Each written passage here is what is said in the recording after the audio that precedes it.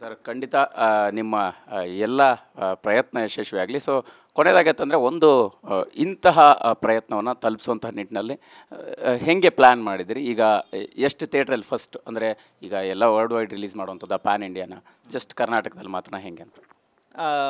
ಈಗ ಕರ್ನಾಟಕದಲ್ಲಿ ನಾವು ನಮ್ಮ ಏನು ಪ್ಲ್ಯಾನ್ ಮಾಡ್ಕೊಂಡಿದ್ದೀವಿ.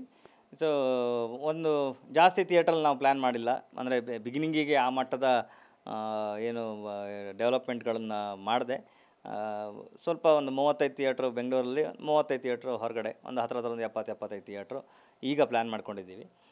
ಅದಾದಮೇಲೆ ಇದರ ಜನರ ಒಂದು ನಿರೀಕ್ಷೆಯನ್ನು ನೋಡಿಕೊಂಡು ಇದು ಮುಂದೆ ಹೋಗುತ್ತೆ ಅನ್ನೋ ಥರ ಇದ್ದಿದ್ದರೆ ನಾವು ಖಂಡಿತ ಅದನ್ನು ಮುಂದುವರಿಸ್ಕೊಂಡು ಮುಂದೆ ದೊಡ್ಡ ಮಟ್ಟದ ಪ್ರಮಾಣದಲ್ಲಿ ಮಾಡಿಕೊಡ್ತೀನಿ ಅಂತ ವಿಜಯ್ ಸರ್ ಹೇಳಿದ್ದಾರೆ. ಫೈನಲಿ ಹೇಳ್ತಾ ಇದ್ರಿ ನೀವು, ನಮ್ಮ ಕೆಲಸ ಆಗೋ ತನಕ ನಾವು ನಮ್ಮ ಕಿವಿ ಮತ್ತು ಬಾಯನ್ನ ಆರಾಮಾಗಿಟ್ಟಿರಬೇಕು. ಅಭಿ, ಸೈಡ್ ತೊಗೊಳೋದು ಬೆಟರಾ ಅಥವಾ ಅಪಾರ್ಟ್ಮೆಂಟ್ ತೊಗೊಳೋದು ಬೆಟರಾ? ಚಿಂತೆ ಯಾಕೆ, ಒಬ್ಬ ರಿಯಲ್ ಎಸ್ಟೇಟ್ ಎಕ್ಸ್ಪರ್ಟ್ ಜೊತೆ ಮಾತಾಡು. ಹೌದಾ? ಹೇಗೆ? Boss Vala B the boss. ಎಲ್ಲೂ ಏನು ಹೇಳಲ್ಲ ನನ್ನ ಕೆಲಸ ಅಂತ, ನೀವು ಅದೇ ಥರ ನಡ್ಕೊಂಡು ಬಂದಿರ್ತೀರಿ. ಸೊ ಈ ಕೆಲಸ ಮಾಡುವಾಗ ರವಿ ಬಸ್ರು ಸರ್ ಯಾರ ಕೈಗೂ ಸಿಗಲ್ಲ.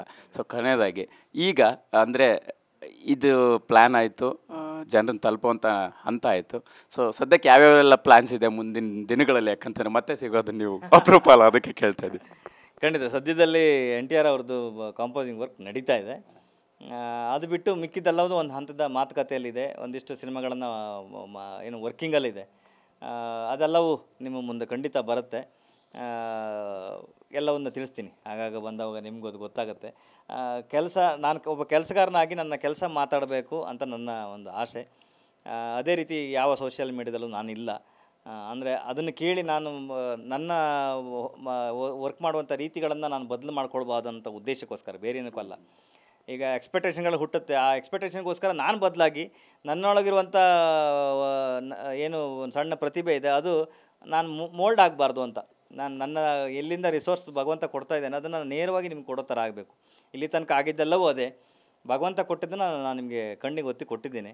ನೀವು ಅದನ್ನ ಇಷ್ಟಪಟ್ಟಿದ್ದೀರ. ಇದೇ ಸರ್ಕ್ಯುಲೇಷನ್ ನಿಮಗೂ ನೀವು ಏನು ಕಲೆಯನ್ನು ಪ್ರೀತಿಸುವವರು, ಕಲಾ ಆರಾಧಕರು ಎಲ್ಲರೂ ದೇವರು. ಆ ದೇವರಿಗೆ ನಮ್ಮ ಕೆಲಸ ಏನು, ಹೂ ಬೆಳಿತೀವಿ, ತಗೊಬಂದು ನಿಮ್ಮ ಪಾದಕ್ಕೆ ಇಡ್ತೀವಿ. ನೀವು ಅದನ್ನು ಎತ್ತಿ ತೆಗೆದು ಮುಡಿಗಿಟ್ಕೊಂಡು ಆಶೀರ್ವಾದ ಕೊಟ್ಟರು ಸಾಕು. ದೇವರು ಈಗ ಮಾತಾಡ್ತಾ ಇದ್ದಾರೆ, ದೇವರು ಮಾತಾಡದೇ ಇದ್ರೆ ಸಾಕು ಅಂತ ಸಣ್ಣ ಕ್ಲೇವ್ ಕೊಟ್ಟಿದ್ದೀರಿ.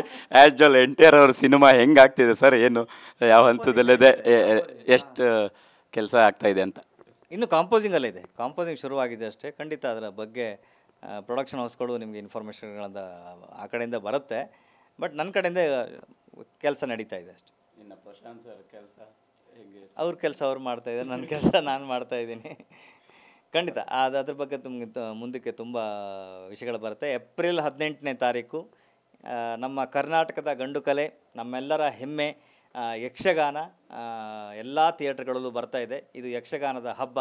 ಬನ್ನಿ, ನಮ್ಮ ಕರ್ನಾಟಕದ ಕಲೆಯನ್ನು ಪ್ರಪಂಚಕ್ಕೆ ತೋರಿಸುವಂಥ ಕೆಲಸ ನಾವೆಲ್ಲರೂ ಮಾಡೋಣ. ಒಂದು ಹೆಗಲಿಗೆ ಇನ್ನೊಂದು ಹೆಗಲು ಸೇರಿದ್ರೆ ಮಾತ್ರ ಬದುಕು. ಅದೇ ರೀತಿ ಒಂದು ಒಳ್ಳೆಯ ಪ್ರಯತ್ನ ನಿಮ್ಮ ಕಣ್ಣು ಮುಂದೆ ಬಂದಿದೆ. ಇದು ಸಿನಿಮಾ ಅನ್ನೋದಕ್ಕಿಂತ ಮುಖ್ಯ ನಮ್ಮೆಲ್ಲರ ಜವಾಬ್ದಾರಿ, ನಮ್ಮ ಯಕ್ಷಗಾನವನ್ನು ಪ್ರಪಂಚಕ್ಕೆ ತೋರಿಸ್ಬೇಕು ಅಂತ ನಮ್ಮ ಆಸೆ. ಬನ್ನಿ, ಈ ಯಕ್ಷಗಾನದ ಪರ್ವಕಾಲದಲ್ಲಿ ನಾವೆಲ್ಲರೂ ಜೊತೆಯಾಗಿ ಯಕ್ಷಗಾನವನ್ನು ವಿಶ್ವಗಾನ ಮಾಡೋಣ ಅಂತ ಹೇಳಲಿಕ್ಕೆ ಇಷ್ಟಪಡ್ತೇನೆ. ಧನ್ಯವಾದ. ಎಸ್, ಇದಿಷ್ಟು ರವಿ ಬಸ್ರವರ ಮಾತಾಗಿರ್ತಕ್ಕಂಥದ್ದು. ಅಂದರೆ ನಮ್ಮ ಯಕ್ಷಗಾನವನ್ನು ವಿಶ್ವಗಾನ ಮಾಡೋಣ ಅಂತ ಪ್ರಯತ್ನದಲ್ಲಿದ್ದೀವಿ. ಸೊ ನಾವೆಲ್ಲರೂ ಸಾಥ್ ನೀಡಿ ಅನ್ನೋಂಥ ಮಾತನ್ನು ಹೇಳಿರ್ತಕ್ಕಂಥದ್ದು. ಕ್ಯಾಮ್ರಾ ಪರ್ಸನ್ ಸುಶೀಲ್ ಕುಮಾರ್ ಜೊತೆ ಮಾಲ್ತೇಶ್ ಜಗ್ಗೀನ್, TV9 ಬೆಂಗಳೂರು.